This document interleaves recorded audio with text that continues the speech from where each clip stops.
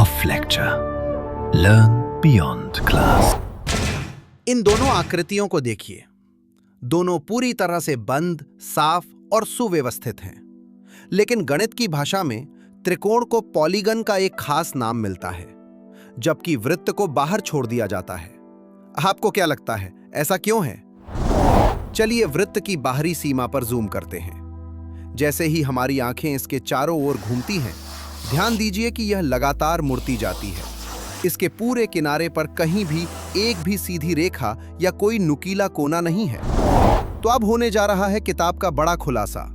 Polygon का आधिकारिक नाम पाने के लिए किसी भी आकृति को दो कड़े नियमों को पूरा करना होगा। उसे पूरी तरह से बंद होना चाहिए और वह पूरी तरह से केवल सीधी रेखाओं से बनी होनी चाहिए। चलिए इसके काम करने के तरीके को समझते हैं। भले ही कोई आकृति बिल्कुल सीधी रेखाओं का इस्तेमाल करती हो, लेकिन अगर उसमें कहीं भी कोई खुला हुआ गैप है तो वह पॉलीगन नहीं है। इसे खेल के मैदान की एक मजबूत बार की तरह पूरी तरह से लॉक होना चाहिए। आपको पूरी प्रकृति में हर जगह पॉलीगन छिपे हुए मिल जाएंगे। मधुमक्खियों द्वारा बनाए गए छत्ते को देखिए। इसका हर एक हिस्सा 6 पक्षों वाला एक परफेक्ट पॉलीगन होता है, जिसे हेक्सागन कहते हैं, जो पूरी तरह से सपाट और सीधी मोम की दीवारों से बना होता है। यहाँ तक कि आप आधी छुट्टी में खेलते समय भी पॉलीगन को लात मारते हैं। एक क्लासिक फुटबॉल को 5 पक्षों वाले सपाट और सीधी रेखाओं वाले पॉलीगन्स को आपस में सिलकर बनाया जाता है, जिन्हें पेंटागन कहते हैं।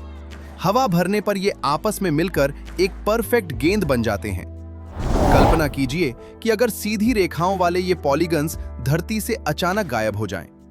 हमारी आधुनिक इमारतें झुक जाएंगी, निर्माण में इस्तेमाल होने वाली ईंटें अजीब आकारों में बदल जाएंगी और इंजीनियरिंग के सारे प्रोजेक्ट्स पूरी तरह से तबाह हो जाएंगे।